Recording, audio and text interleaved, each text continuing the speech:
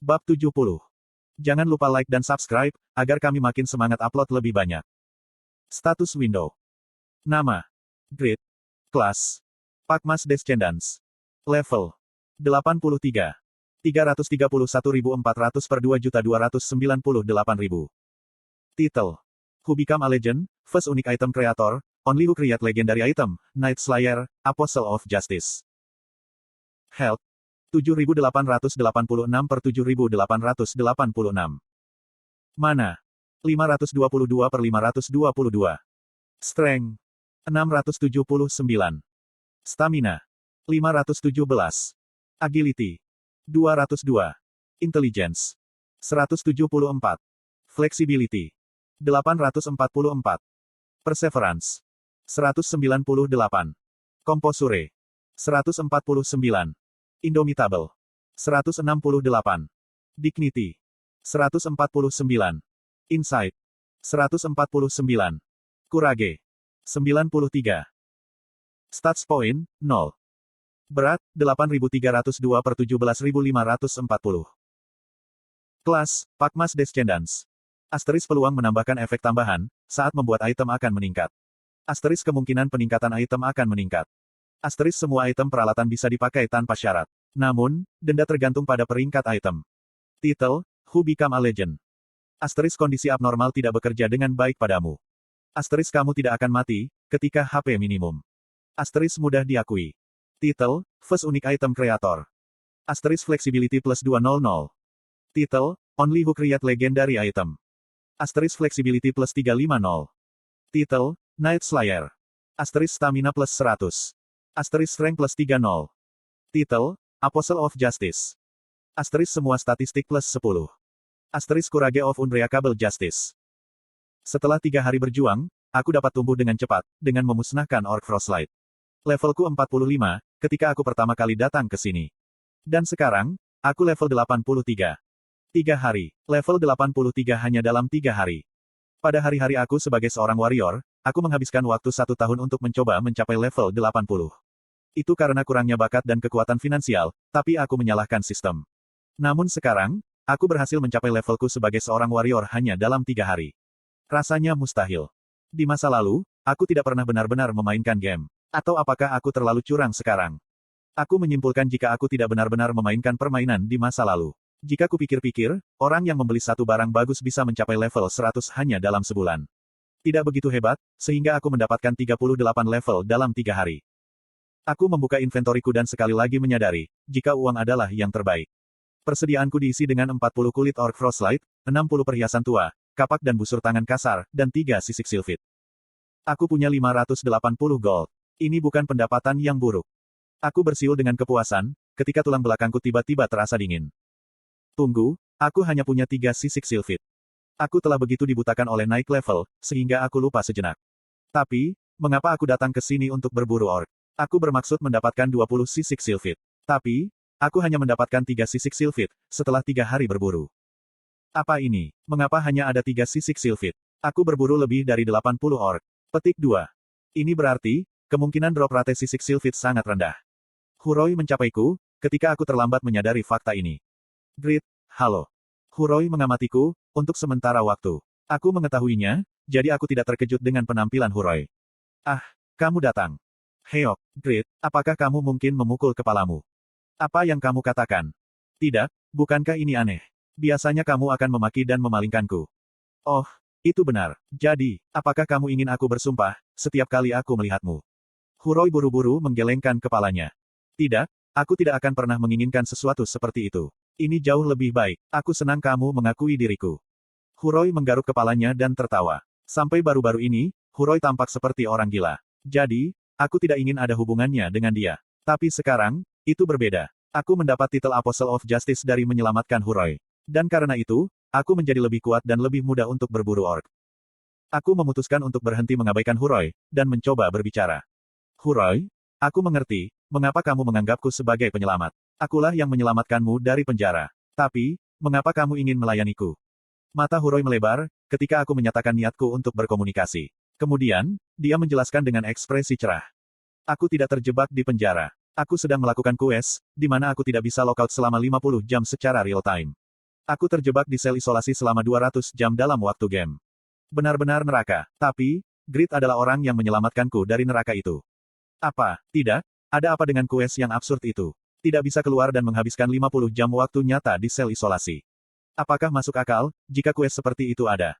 Aku tidak percaya padanya, jadi Huroi menjelaskan. Itu adalah quest S-Grade, di mana hadiahnya adalah kelas kedua.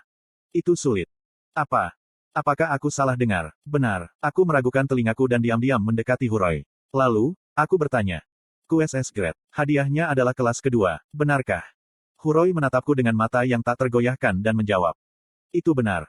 Aku meraih bahu Huroi dengan tangan gemetar. Lalu, aku mengambil napas dalam-dalam dan bertanya, mungkin. Orang pertama yang memperoleh kelas kedua adalah kamu. Konten iklan. Huroi tertawa segar. Ya, benar, hahaha. Apakah kamu terkejut? Aku selalu kagum, ketika aku melihat ceritaku di berita. Hahaha, keberuntungan ini semua berkat Grid. Kamu harus selalu melayaniku.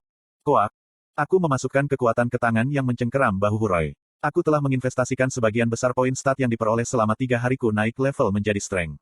Karena itu, Huroi tidak dapat menahan kekuatan tinggiku, dan gemetar kesakitan. Grid. Kuoh. Aku tidak bisa berbicara, karena kemarahanku yang mendidih. Kecemburuanku meningkat. Yang pertama memperoleh kelas kedua adalah Huroi. Selain itu, akulah yang membantunya mendapatkan kelas kedua. Ini, aku tidak menyadari, jika aku sangat beruntung, jika aku memberimu keberuntungan yang sempurna. Aku meraih leher Huroi dan berteriak. Kamu, layani aku selama sisa hidupmu. Aku akan menjadi tuanmu mulai hari ini dan seterusnya. Kamu adalah pelayanku. Bajingan sial ini. Petik 2. Keok. Dimengerti. Bukankah aku sudah bersumpah? Jadi, lepaskan tanganmu. Aku tidak bisa bernapas. Saat aku membuat keributan. Kuong. Langkah kaki besar mendekat dari tepi desa. Huroi dan aku menjadi waspada, saat kami merasakan goncangan bumi. Lalu, kami melihat orc yang tingginya lebih dari 4 meter. Apa itu? Orc yang mengingatkan pada raksasa-raksasa. Seru Huroi dengan takjub. Itu adalah ketua para orc Frostlight. Dia adalah bos level 140. Dia harus keluar, setelah mendengar jika kamu memusnahkan desa. Petik 2. Tentu saja, nama Chief Orc Frostlight muncul di atas kepala orc raksasa. Nama bos monster itu bersinar emas cemerlang. Di belakangnya ada 11 orc Frostlight. Aku memberi perintah Huroi. Ulur waktu sementara aku melarikan diri. Huroi memiliki kewajiban untuk membuat pengorbanan ini untukku. Aku berencana untuk meninggalkan Huroi, dan melarikan diri sendirian. Lalu, mengapa Huroi mengikutiku alih-alih tinggal di belakang? Tanda pagar, dilindungi email, tanda pagar dan... Apa yang sedang kamu lakukan? Kamu berjanji, jika aku adalah tuanmu. Mengapa kamu tidak mendengarkanku? Huroi mengejarku dan menjelaskan. Tidak perlu. Jika kita menggabungkan kemampuan kita, kita bisa memburunya. Apa? Aku ragu-ragu dan Huroi menjelaskan. Identitas kelas keduaku adalah Apostle Partner. Ketika aku bersama Apostle of Justice, semua statistikku akan meningkat sebesar 20%, dan aku saat ini level 138. Kamu juga mengalahkan para Knight. Jadi, jika kita bergabung, kita bisa berurusan dengan bos level 140. Petik 2. Huroi penuh percaya diri. Aku ingat penampilan Huroi yang memblokir pedang Knight dengan tubuhnya. Benar sekali. Bajingan ini sangat kuat, dan aku lebih kuat dari sebelumnya. Pertama, bos wilayah datar jauh lebih lemah dari monster bos normal di Dungeon. Ada bos wilayah datar yang luar biasa seperti Guardian of the Forest. Tapi, itu adalah kasus yang jarang. Ngomong-ngomong, apakah para ranker sering mengurus bos lapangan saja? Jika kelas legendari dan seseorang dengan kelas kedua bergabung, tidakkah serangan 2 orang terhadap bos level 140 dimungkinkan? Baik. Aku memutuskan untuk tidak melarikan diri lagi. Lalu, aku meraih dagger dan memperingatkan Huroi. Hei, tidakkah kamu mengatakan, jika kamu datang ke sini murni karena aku?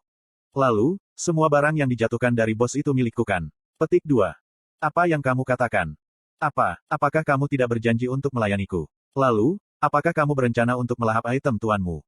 Tidak, aku senang bisa bertarung denganmu. Kelas keduaku hanya penting, ketika aku bersamamu. Bagus, mari kita mulai. Aku mengatur distribusi item sebagai pemimpin party, dan mengundang Huroi ke party. Undangan party telah diterima. Sebagai pihak yang sama, kami dapat mengkonfirmasi level satu sama lain, tapi tidak untuk kelas kami. Huroi terkejut setelah memeriksa levelku. Grid, apakah ini benar? Kamu hanya level 83. Jadi, apakah kamu punya keluhan? Tidak, aku hanya ingin tahu, bagaimana seorang player level 83 dapat menakuti para Knight dan membunuh para Orc Frostlight. Mungkin kamu memiliki kelas tersembunyi. Salah satu kelas epik yang hanya dimiliki oleh 3 orang. Kelas epik. Aku tidak terlalu rendah hati. Aku memiliki kelas legendari. Tapi, aku tidak merasakan keharusan untuk mengungkapkannya. Yah, sesuatu seperti itu. Hei, bukankah akan lebih baik untuk menangani monster, sebelum fokus pada bos? Hah, ya, benar.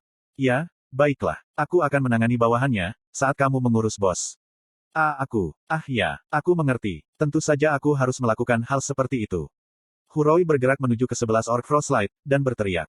Hei, kamu dilindungi email. Tanda pagar, lawanmu adalah aku. Kamu Akeong. $%. Petik 2. Itu pertama kalinya, aku melihatnya. Seseorang yang bersumpah lebih buruk dariku. Roar. Chief Orc Frostlight menjadi geram mendengar kata-kata itu, dan mengubah targetnya menjadi Huroi.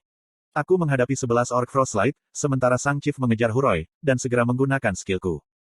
Rage Blacksmith, Unbreakable Justice.